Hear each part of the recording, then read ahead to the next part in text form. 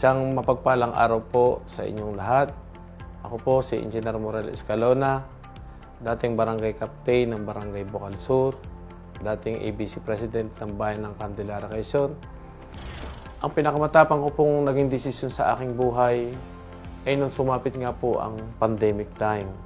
Ito po yung hindi namin inaasahan na magiging sakuna sa buong mundo.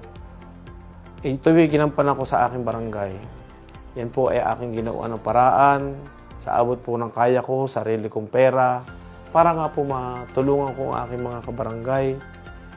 Halos yung akin pong na-save na pera ay binili ko po lahat ng halos pagkain.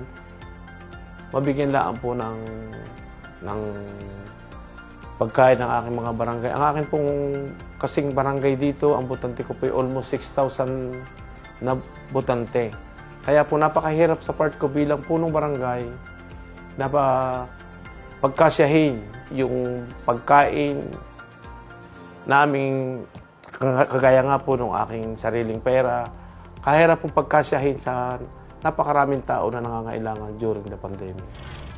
Ang opinion ko po sa pagtulong sa kapwa ay yung galing sa puso. Yung sarili mo pong kusa na itutulong sa kapwa, nang galing sa iyong sarili, sa aking sariling kalooban. Ako po ay kaya ganito ang puso, ay ako po naman ay may hanap buhay na ako may maliit na konstruksyon. Yung pong aking kinikita ay hati sa aking mga kabarangay at hati sa aking pamilya. Hindi ko po kayang pahindian ang mga nangangailangan ng tulong na lumalapit dito sa aking barangay at sa aking nasasakupan sa bayan ng Candelaria. Ako nga po ay pangulo ng mga kapitan ng bayan ng Candelaria. Halos po yung bawat barangay ng bayan ng Candelaria, ang 25, ay may mga humihingi po ng tulong sa akin. Yun po ay hindi ko napapahindian at ginagawa ko po ng paraan para ako makatulong sa kanila. Sa aking mga kababayan sa Perez, Quezon, ang akin pong lugod na sasabihin sa inyo, ako po ay naito si Engineer Morel Escalona na handa ialay ang aking sarili at ang aking paglilingkuran bilang punong bayan ng ating bayan.